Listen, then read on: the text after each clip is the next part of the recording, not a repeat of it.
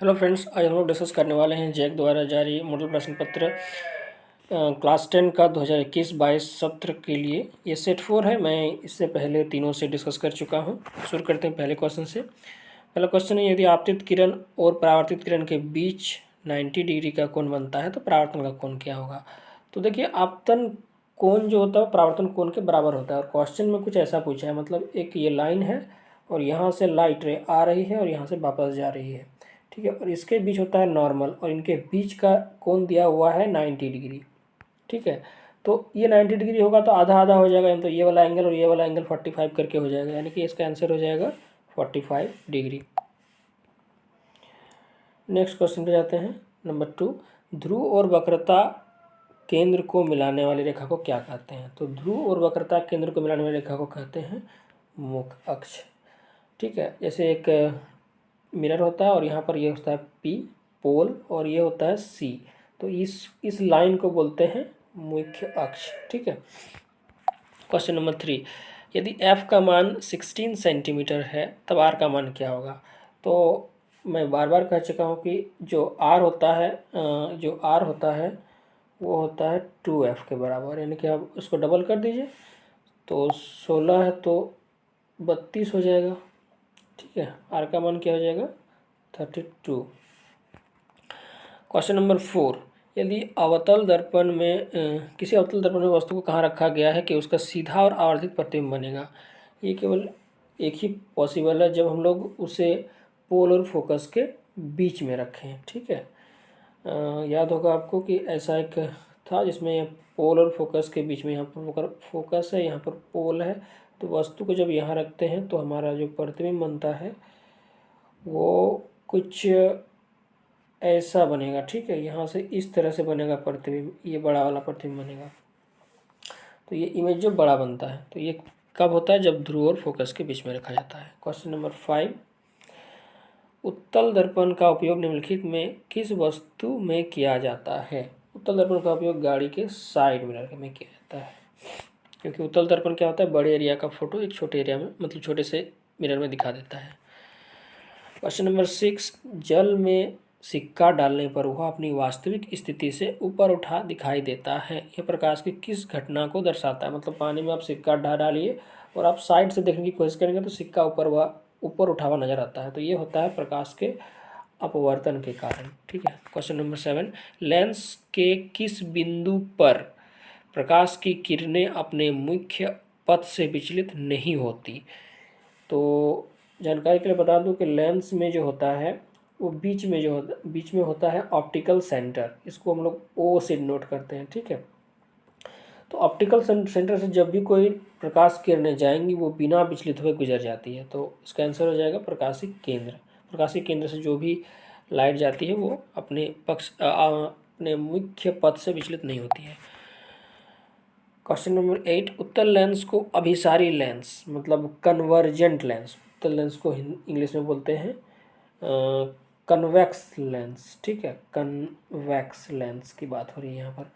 तो ये जो होता है अभिसारी का मतलब होता है कन्वर्जेंट। क्यों कहते हैं कन्वर्जेंट, क्योंकि वो क्या करते हैं, लाइट को एक पॉइंट पर मिला देता है, तो यह प्रकाश किरणों को एक ही जगह एकत्र करता है, ये सही होगा। क्वेश्चन नंबर 9, नेत्र में जाने वाले प्रकाश की मात्रा का नियंत्रण कौन करता है। तो नेत्र में जाने वाले प्रकाश का नियंत्रण पुतली करता है। पुतली ही छोटा सा छेद होता है जिससे प्रकाश किरणें अंदर तक जाती है हमारे नेत्र में। क्वेश्चन नंबर 10, सामान्य नेत्र का निकट बिंदु क्या है। निकट बिंदु होता है 25 सेंटीमीटर और दूर बिंदु होता है इनफाइनाइट मतलब अनंत। 11 नंबर क्वेश्चन, मानव नेत्र में प्रतिबिंब की प्रकृति क्या होती है। तो मानव नेत्र में जो लेंस होता है वो होता है उत्तल लेंस, ठीक है, कन्वेक्स लेंस। तो इसमें होता है हमेशा बनता है उल्टा और वास्तविक बनता है, हालांकि हमारा ब्रेन इसे सीधा करके हमें दिखाता है। क्वेश्चन नंबर 12, जरा दृष्टिता मतलब दूर दृष्टिता होने पर क्या होता है। जरा दृष्टिता ये एक्चुअली दूर दृष्टिता उम्रदराज लोगों में होता है, मतलब बूढ़े लोगों में होता है। तो इसमें क्या होता है, नेत्र की संवेदन क्षमता घट जाती है। नेत्र गोलक का बड़ा होना या निकट दृष्टि दोष में होता है, नेत्र गोलक का छोटा होना ये मतलब ये निकट और दूर दृष्टि के केस में हो सकता है। और डी होगा समंजन क्षमता घट जाती है। ठीक है, ये होगा 30 नंबर। अभिनेत्र लेंस की क्षमता जिसके कारण वह अपने फोकस दूरी को समायोजित कर लेता है, तो इसे बोलते हैं समंजन क्षमता। तो ये पढ़े। 14 नंबर क्वेश्चन, निम्नलिखित में कौन सी रासायनिक अभिक्रिया संतुलित है? तो इसमें संतुलित जो है वो हमारा क्वेश्चन नंबर सी है, जिसमें परमाणुओं की संख्या LHS और RHS साइड में बराबर है। क्वेश्चन नंबर 15, दिए गए समीकरण में किस पदार्थ का उपचयन मतलब कि ऑक्सीडेशन तथा अपचयन मतलब रिडक्शन हो रहा है? तो ऑक्सीडेशन हो रहा है हमारा H2 का और रिडक्शन हो रहा है हमारा CuO का। तो H2Cu जहाँ पर होगा यही आंसर होगा, option number C. Question number 16, रासायनिक अभिक्रिया में भाग लेने वाले पदार्थ को क्या कहते हैं? उसको रिएक्टेंट या अभिकारक बोलते हैं। 17, किसी रासायनिक अभिक्रिया में उत्पाद का कुल द्रव्यमान अभिकारक के द्रव्यमान के बराबर होता है। रिएक्टेंट और प्रोडक्ट का जो द्रव्यमान होता है दोनों तरफ LHS और RHS में बराबर होता है। क्वेश्चन नंबर 18 की बात करेंगे। CH4 + 2O2 जो कि देता है CO2 + H2O प्लस ऊर्जा मतलब एनर्जी। तो ये ऊर्जा निकल रहा है मतलब ये ऊष्माक्षेपी हो जाएगा। ऊर्जा अगर अवशोषित होता तो ये ऊष्माशोषी होता, मतलब ये एक्सोथर्मिक रिएक्शन है। क्वेश्चन नंबर 19, ए प्लस अम्ल मिलकर बनता है लवण प्लस कार्बन डाइऑक्साइड प्लस जल।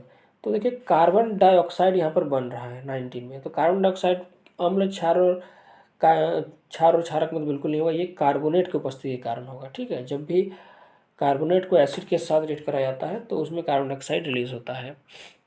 आप पढ़े होंगे कि फायर एक्सटिंग्विशर बनाने के समय हम लोग सोडियम बाइकार्बोनेट और HCl का उपयोग करते हैं।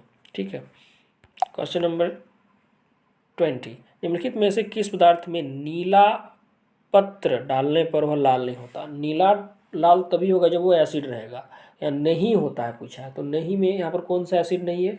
तो ये एसिड नहीं है। ठीक है, ये नीला को नीला ही रहने देगा, लाल नहीं कर पाएगा।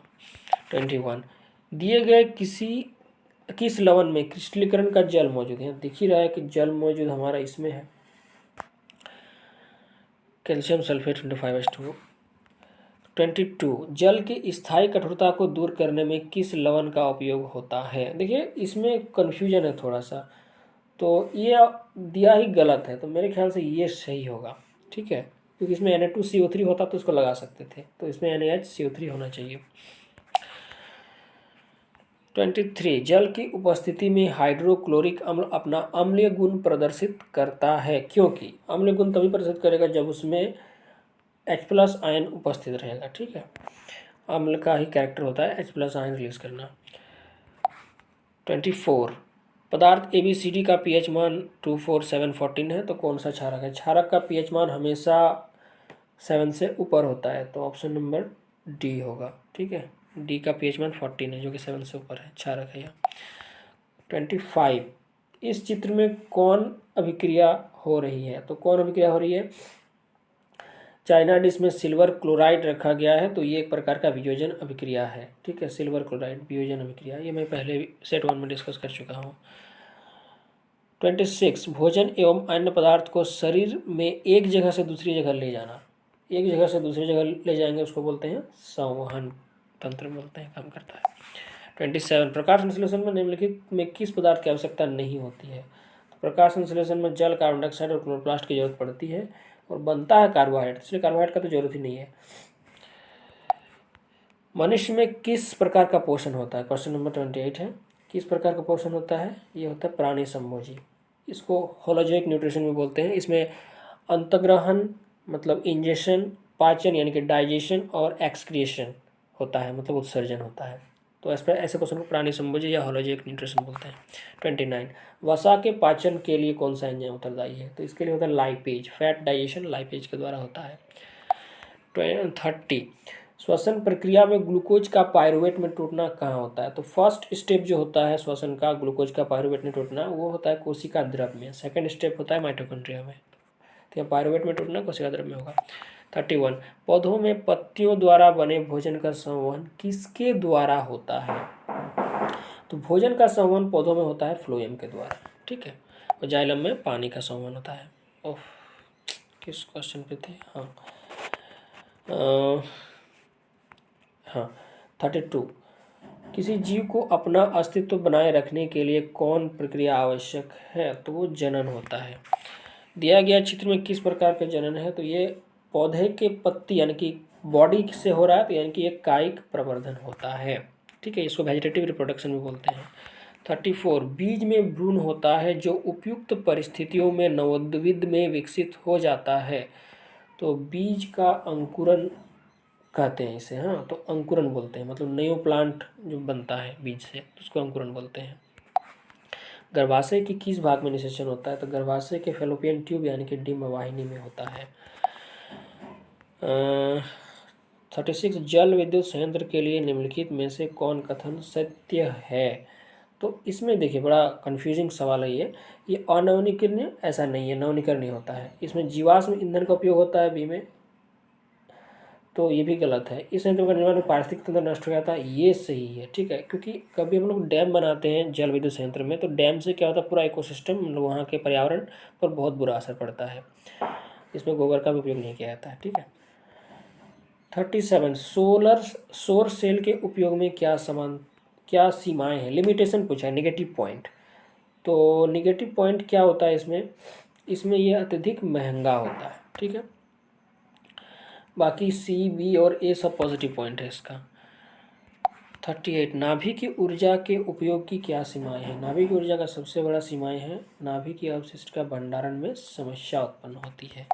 39 में है निम्नलिखित में कौन सा ऊर्जा स्रोत का उपयोग करना पर्यावरण के लिए सबसे अच्छा? तो सबसे अच्छा होता है सीएनजी, क्योंकि इससे बहुत कम कार्बन उत्पन्न होता है और थोड़े से सीएनजी में ज़्यादा मात्रा में एनर्जी निकलता है। यहाँ तक कि एलपीजी से भी ज़्यादा अच्छा होता है यह।